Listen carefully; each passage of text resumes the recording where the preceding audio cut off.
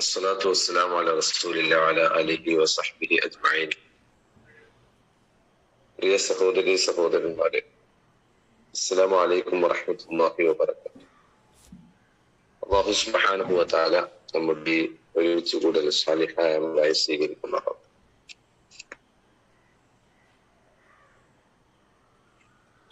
ഇസ്ലാമില് പല കർമ്മങ്ങളും ചെയ്യുന്നവരാണ് നമ്മൾ. ഇസ്ലാമിലെ ഓരോ പ്രവർത്തനങ്ങൾക്കും അതിൻ്റെതായ ലക്ഷ്യങ്ങൾ നിശ്ചയിച്ചിട്ടുണ്ട്.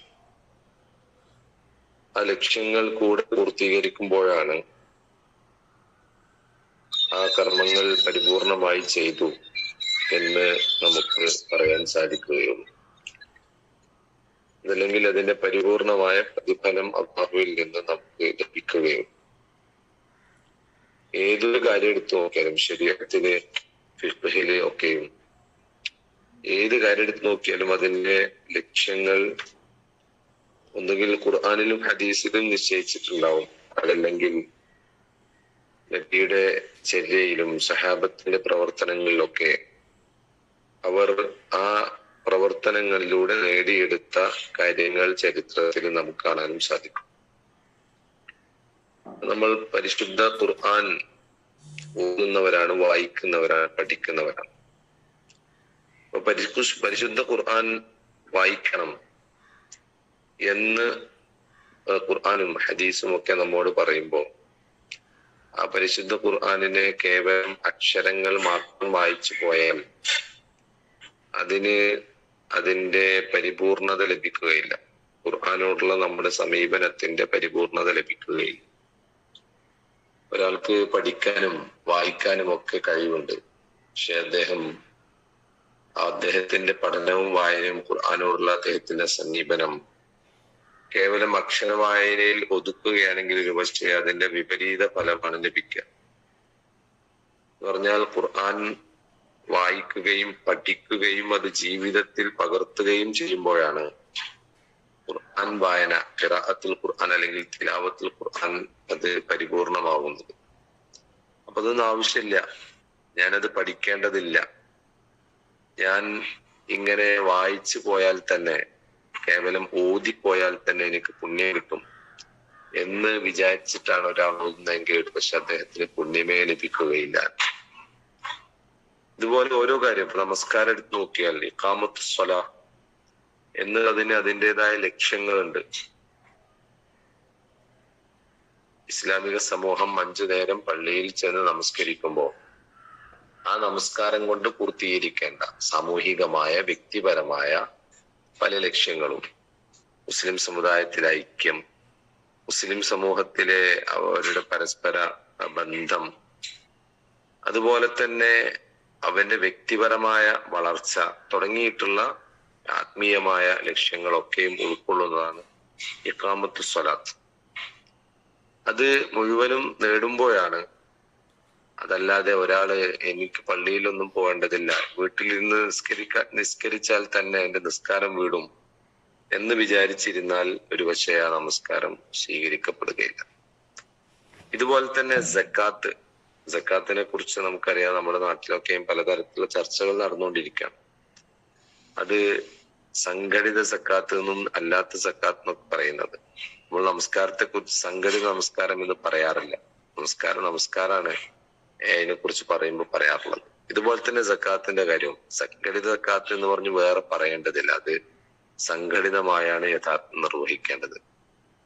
കാരണം അതുകൊണ്ട് ഇസ്ലാം ലക്ഷ്യമാക്കുന്ന ഒരുപാട് കാര്യങ്ങളുണ്ട്. അത് പൂർത്തീകരിക്കണമെങ്കിൽ സംഘടിതമായി നിർവഹിച്ചേ മതിയാവും.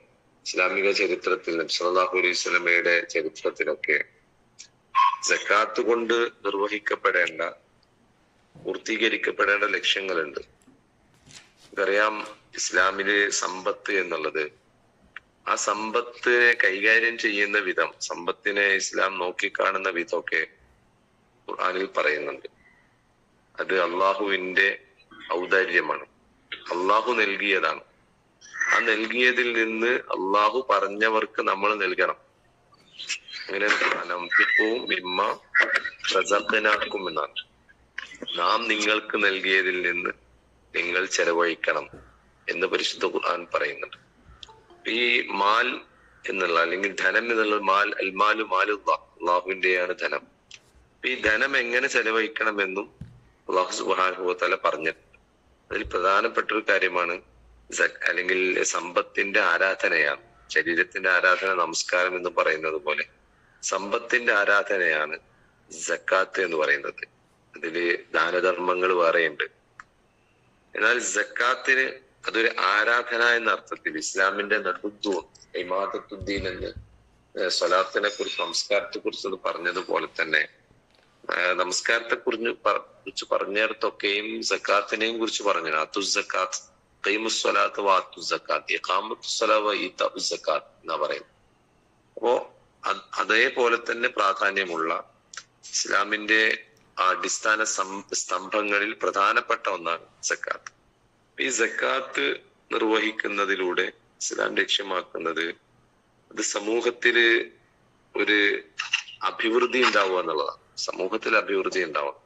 സമൂഹം അല്ലെങ്കിൽ ഇസ്ലാമിക മഹല്ല് അല്ലെങ്കിൽ ഇസ്ലാമിക സ്റ്റേറ്റ് ഇതൊക്കെയും പിന്നെ ക്ഷേമ രാഷ്ട്രമായിട്ട് അല്ലെങ്കിൽ ക്ഷേമ മഹല്ലായിട്ട് ക്ഷേമ നാടായിട്ട് ആ ഒരു പ്രദേശം, ആ ഇസ്ലാമിക സമൂഹം ഉൾക്കൊള്ളുന്ന പ്രദേശം മാറണം എന്നാണ് സക്കാത്ത് കൊണ്ട് പ്രധാനമായും അല്ലെങ്കിൽ ആദ്യമായി ഇസ്ലാം ലക്ഷ്യം വെക്കുന്നത്.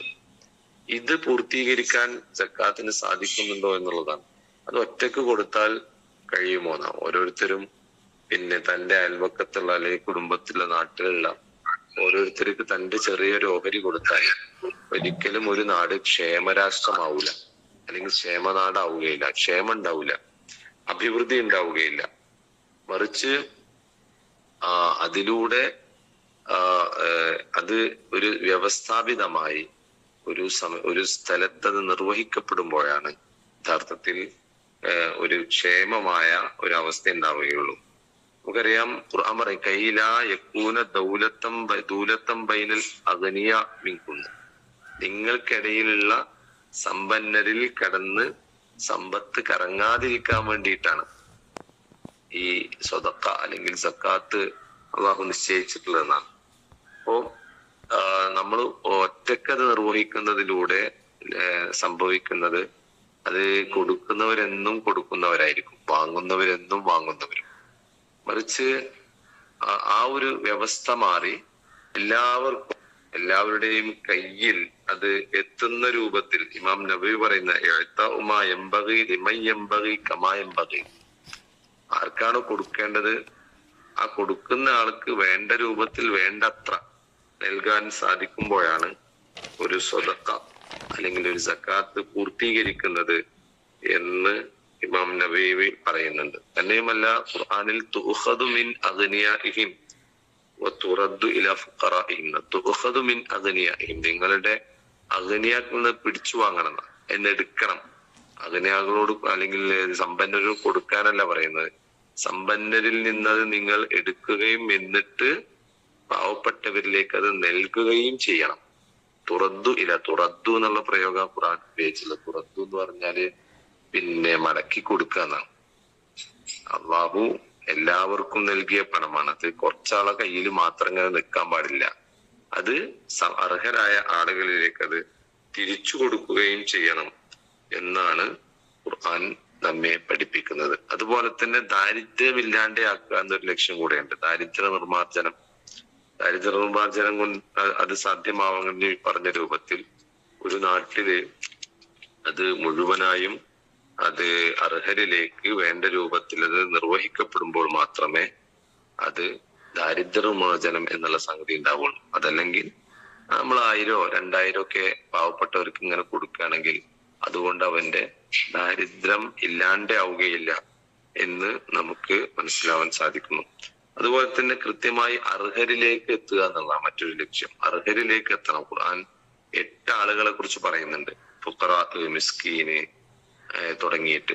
അപ്പൊ അതിൽ പലപ്പോഴും ഫുഖറാവും മിസ്കീനും മാത്രമാണ്, അല്ലെങ്കിൽ അഗതികൾക്കും ദരിദ്രരുമായ ആളുകൾക്ക് മാത്രമാണ് ഒറ്റക്ക് നമ്മൾ സക്കാത്ത് കൊടുക്കുമ്പോൾ അത് എത്തുകയുള്ളൂ. അതിലപ്പുറം അതിനുവേണ്ടി സക്കാത്തിന് വേണ്ടി പ്രവർത്തിക്കുന്ന വിഭാഗം, അതുപോലെ തന്നെ വൽമുഅല്ലഫത്തു ഖുലൂബുഹും, അവരുടെ ഹൃദയമിളക്കിയ മുസ്ലിങ്ങളായ ഇസ്ലാമിനോട് താല്പര്യമുള്ള ഇസ്ലാമിക്ക് വരാൻ സാധ്യതയുള്ള ദഅ്വ ബന്ധത്തിലുള്ള ആളുകൾ, അതുപോലെ തന്നെ വഫിദ് റിഖാബ് അടിമ സമ്പ്രദായം അതിനെ ഇല്ലാണ്ടാക്കാൻ വേണ്ടിയിട്ടുള്ള കാര്യങ്ങൾക്ക് വേണ്ടിയിട്ട്, അതുപോലെ തന്നെ കടം കൊണ്ട് വലഞ്ഞവർ, യാത്രക്കാർ, അള്ളാന്റെ മാർഗം, ഇങ്ങനെ തുടങ്ങിയിട്ടുള്ള വിഭാഗങ്ങളൊക്കെ ഉണ്ട്. ഇതിലേക്കൊക്കെയും കൃത്യമായി അതിന്റെ ഓഹരികൾ എത്തണമെന്നുണ്ടെങ്കിൽ അതും ഈ പറഞ്ഞതുപോലെ നമ്മൾ ഒറ്റക്ക് അത് വീട്ടിയത് കൊണ്ട് വീടുകയില്ല എന്ന് നമ്മൾ മനസ്സിലാക്കേണ്ടതുണ്ട്. അതുപോലെ തന്നെ പ്രധാനപ്പെട്ട മറ്റൊരു ലക്ഷ്യമാണ് തത്ഹീറുൽ ഖുലൂബ് തത്ഹീറുൽ മാൽ. സമ്പത്തിനെ ശുദ്ധീകരിക്കുക എന്നുള്ള, സമ്പത്തിനെ ശുദ്ധീകരിക്കുക എന്ന് പറഞ്ഞാല് നമുക്കറിയാം സക്കാത്ത് നിസാബത്താണെന്നാണ്. നിസാബത്തിയ സക്കാത്ത് കൊടുക്കൽ പിന്നെ നിർബന്ധമായ സമ്പത്ത് വീണ്ടും നമ്മുടെ സമ്പത്തിൽ അത് കലരുകയാണെങ്കിൽ സമ്പത്ത് ഒരു പക്ഷേ മുഴുവനും ഹറാമായി തീരും. അപ്പൊ നമ്മുടെ സമ്പത്ത് ഹലാലായി തീരും. നമുക്ക് അവകാശപ്പെടാത്തൊരു സംഗതിയാണ് നമ്മുടെ സക്കാത്തിന്റെ 2.5% എന്ന് പറയുന്നത്.